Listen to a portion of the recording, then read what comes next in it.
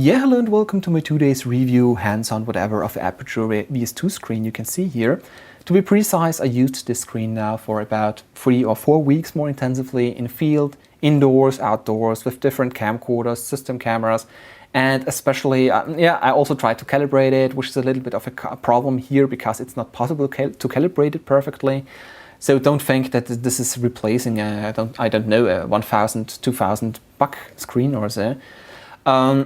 And I also tried out, by the way, the 24p, 25p, 30p, 50p and 60p outputs with a GH4. At least, with the GH4 I only tested out the 24p and the rest of the progressive signals with a Sony camcorder. But yeah, the important point is it's compatible to 24p signals and 25p and 30p signals, native progressive signals over HDMI.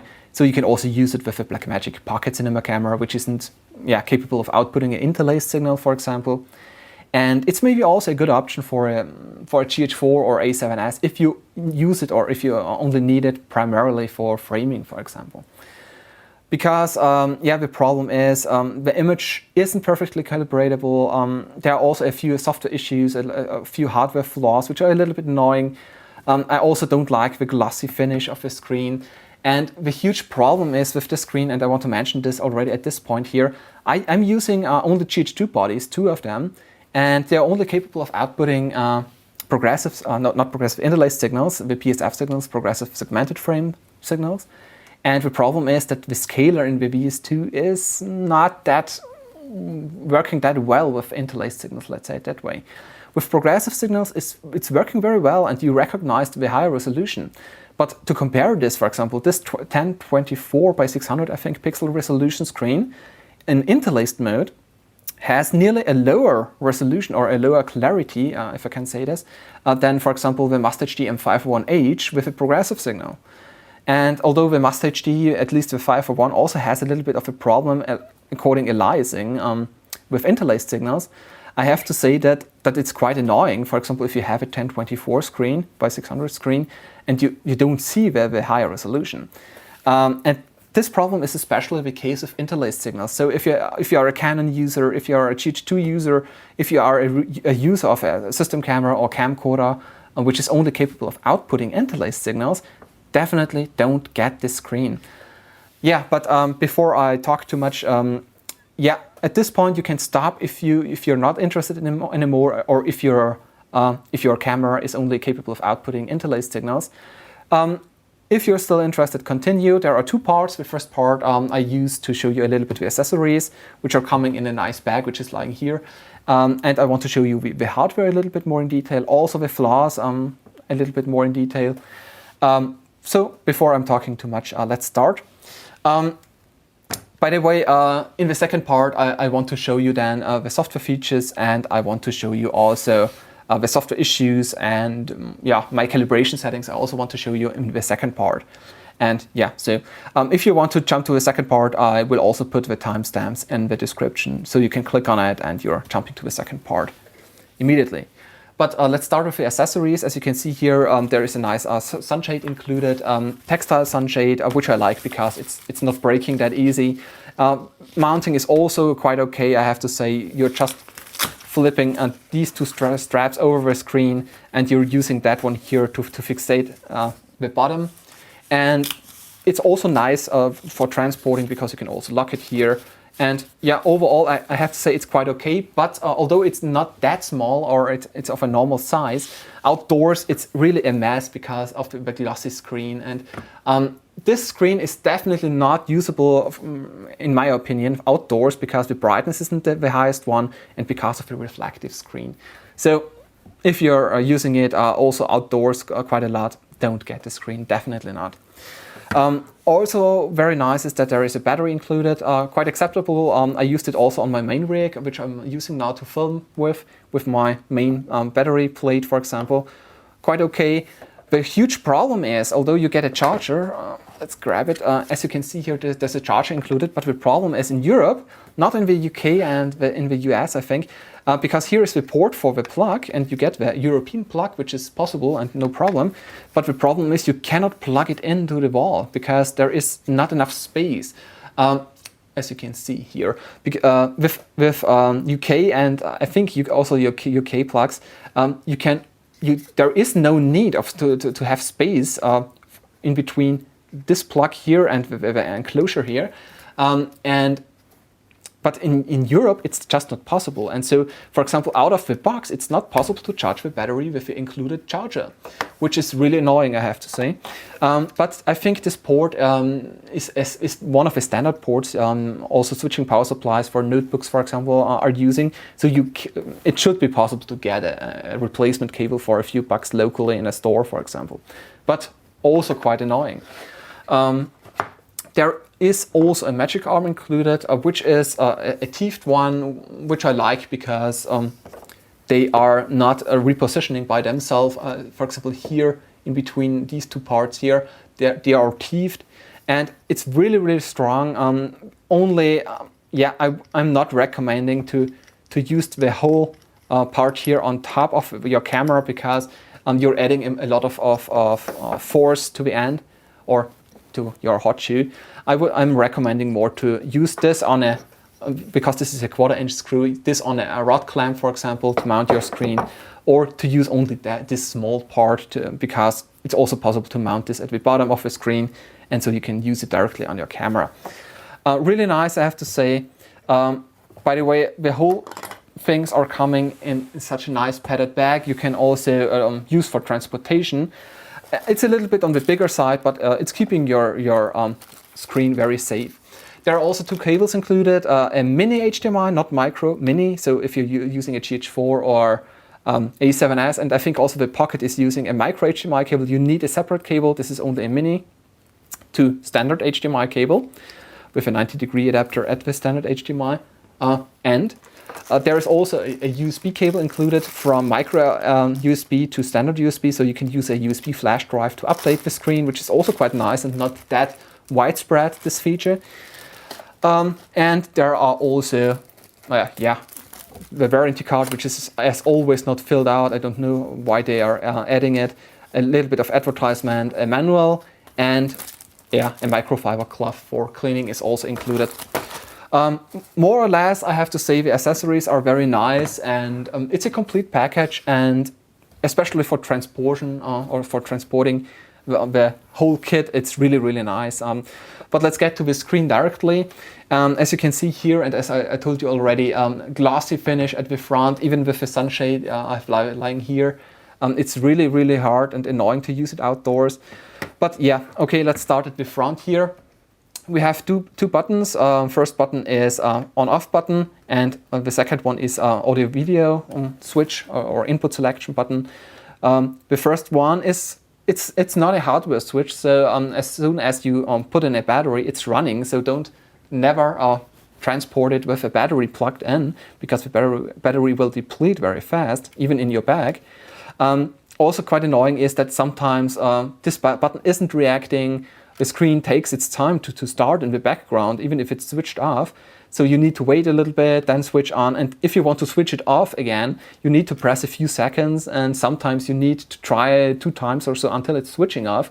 It's quite annoying sometimes, I have to say.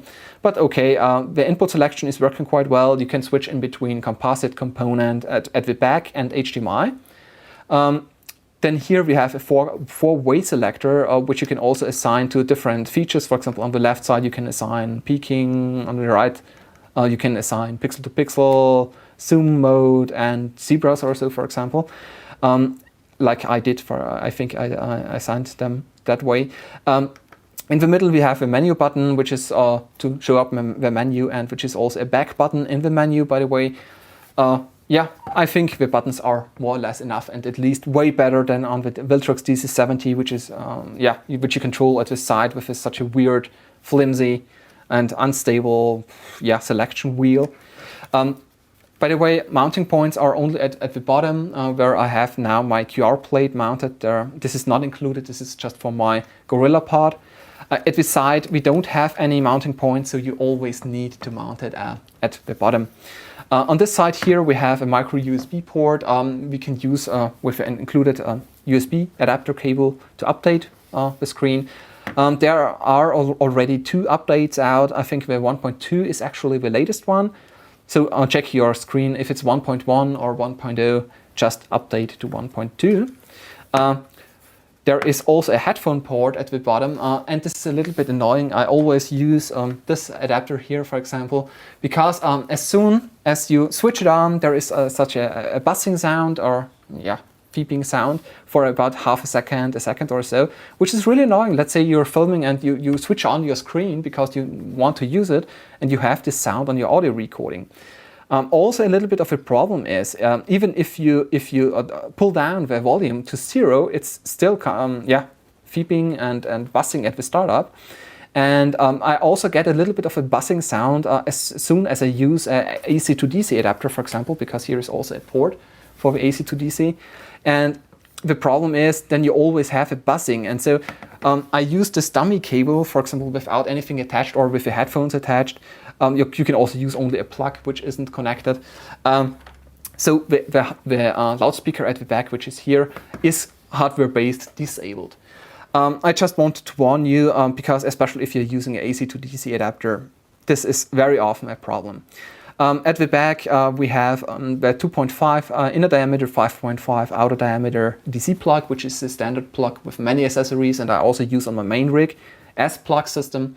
And we also get the loudspeaker, as said before, NPF slot. You can use, for example, I don't know, NPF 550, 750, 970 batteries, and so on.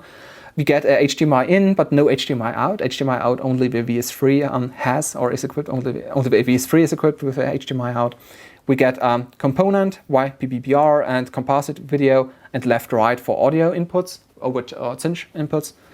And with the front selector, you can also switch through, as said before.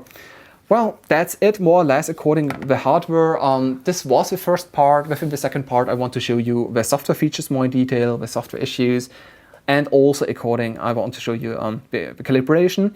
And very important, I also want to show you the differences in between the image quality, in between interlaced and progressive signals. So let's continue with the second part.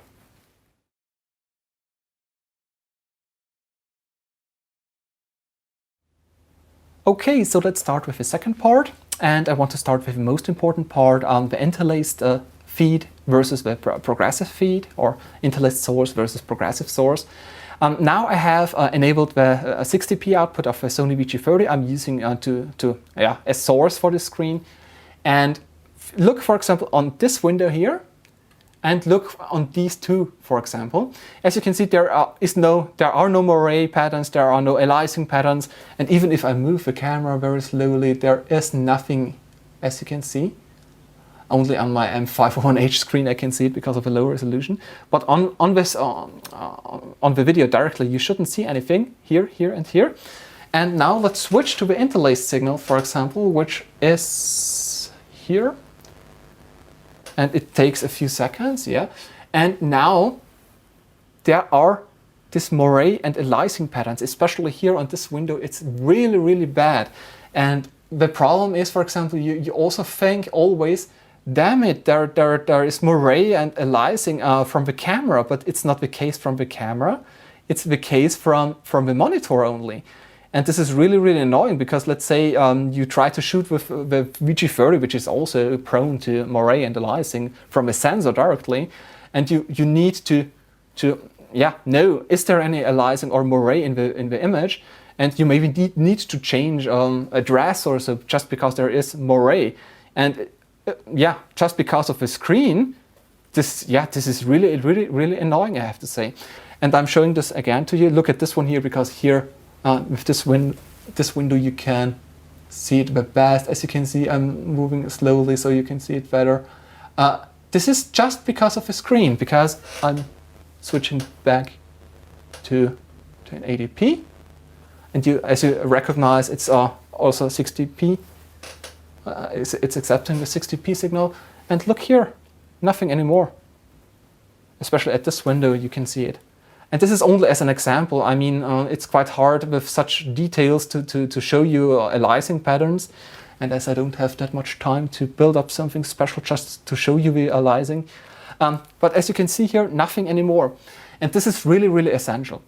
But yeah, okay, let's continue with the rest before I'm talking too much.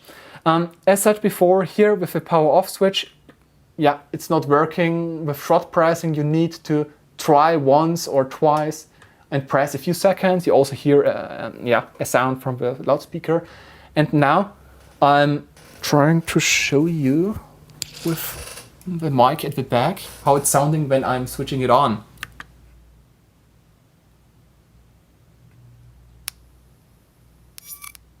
Okay, this is the sound.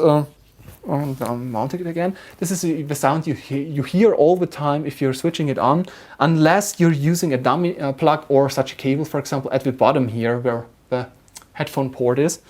And this is really annoying. By the way, as I don't know if I mentioned it in the first part, I also heard a humming or buzzing sound all the time as soon as I used an AC to DC adapter with the screen, which is also really annoying because, for example, with the H056, I never heard such a buzzing or humming.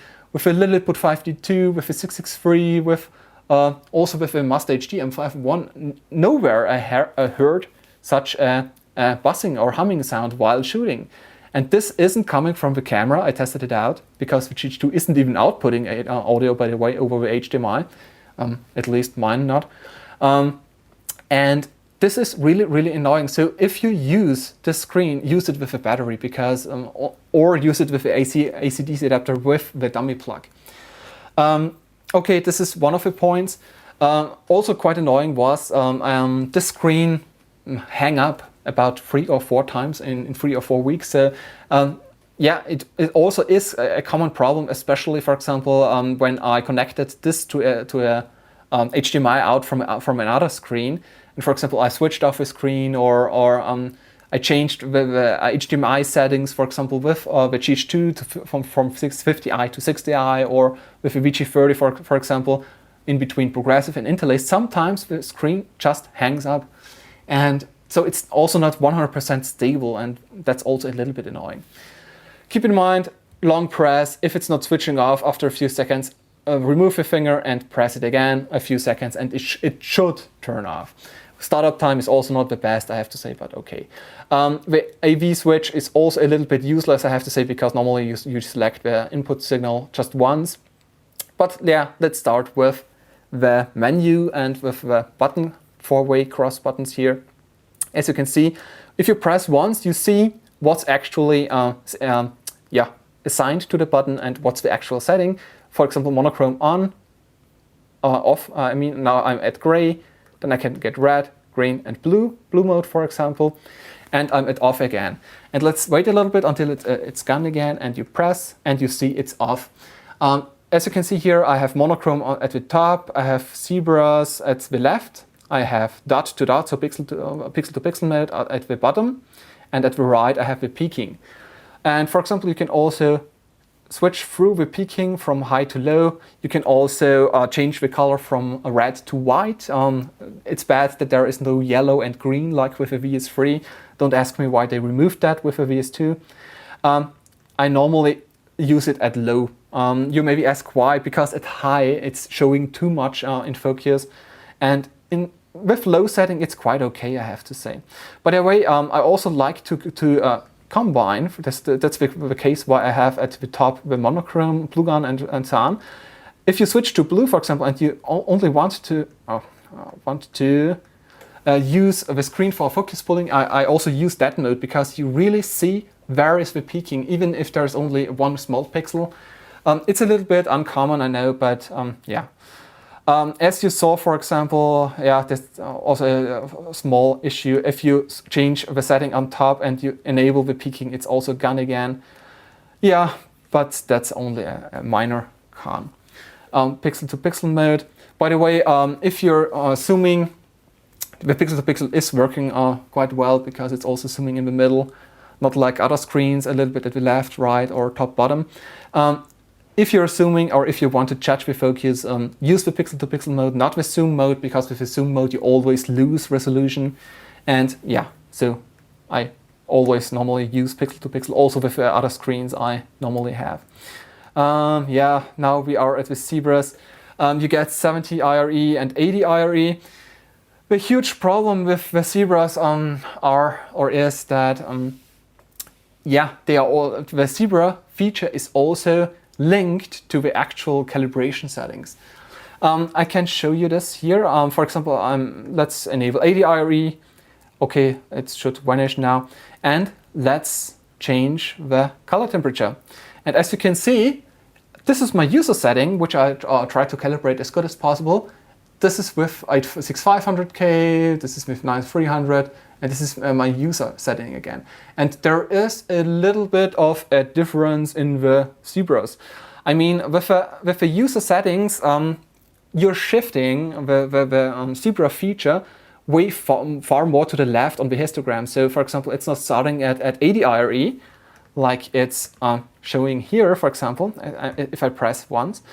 It's more around 90, 95, 100 IRE, I think a little bit below 100. I mean, it's okay and it's working that way, but always keep in mind, if you're calibrating your screen by yourself or if you're using the settings like me, the zebras are not at 80, they are at around 90, 95. And yeah, this is a little bit of a problem because you can never be sure where am I with the zebras. And this is one of the points which are really annoying. I mean, if you know that it's the case with the screen, it's maybe usable, but yeah, it's not perfect, I have to say.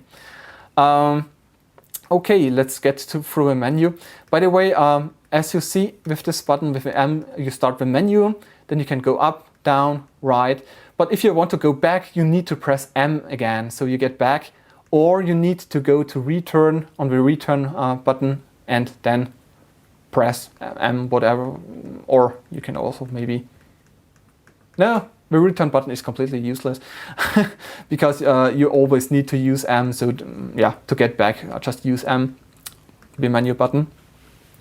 Okay, we have here at the first menu, we have the monochrome mode I showed you already. The zebras I showed you already, the peaking I showed you already. Here, as I said already, you can change or select in between white and red. The color bar, yeah, this is for calibration, although, yeah, it's not that helping that much, because if you cannot calibrate it properly, yeah, what's the case? By the way, you can also, it's also not possible to change the settings while this is displayed, so yeah, it's more or less useless, I have to say. You can just change your settings and then maybe yeah, analyze it with anything, this SMPTE bar. Yeah, but quite useless. Camera mode is for the 5D Mark II, Mark III users, for example, to fixate it on the 480p mode. The return is useless because you can, as you can see, you can always use M. The center marker is quite nice, I have to say. Safe area, it's also quite nice because it's not only a white marking, it's really yeah, moving a little bit, so you can also yeah, see it way easier. This is nice, I have to say, but yeah. Underscan, overscan, yeah, normally you don't need that. Dot to dot is the feature I showed you already. Zoom, as said already, don't use zoom, always use dot to dot if possible. You can also flip sideways, horizontally, vertically. Don't forget there's only a mounting point at the bottom, not at the sides or on top. And freeze frame, yeah, you can also freeze the frame, as you can see here. The car, for example, also stopped. Though, yeah, it's nice to have, at least, let's say it that way. Color settings I showed you already. Don't forget to try out these settings, 126, 104, 110, and put down the saturation a little bit. This is really important because it's really oversaturated in factory mode or with factory settings. Here with the shortcut menu, you can assign left, right, up, down. These buttons here, for example, as I showed you before, you can switch through what you want to have. I would use these settings, so zebra, peaking, monochrome, and dot to dot, because monochrome I like to use, as I showed you, for the peaking, and dot to dot is better than zoom. Peaking you need to enable and disable, and the zebras are also nice if you can enable and disable them. Instead of monochrome, you can also use, I don't know, for example, the freeze frame or so. Okay, you can also switch with the language, Französisch, so France, Deutsch, German, Chinese, I think, or Japan, Italian, Spain, okay, Chinese or Japan, and English. You can also, by the way, change the transparency of, as you can see, you can switch the transparency completely off, or you can select low, middle, high transparency. Normally, I set it at low or so. Volume, you can also control here. I don't know if it's possible to control the volume with a shortcut button. I think not. Yeah. HDMI audio, you can also select, by the way, I think they shouldn't call it HDMI audio. They should call it audio input. You can select in between the analog AV input at the back and the HDMI input. Maybe they mean it if you're at the HDMI, so you can also use the analog inputs. I think that's the yeah, sense of this point, which is also quite nice to have, at least the option. You can also reset, you can also software update. You need to format your stick or your USB memory stick for that to get the proper format, and you also need to put the firmware in the right folder or directly on the stick. Just read the manual online on aputure.com. Return as useless as always, and yeah, we get an exit.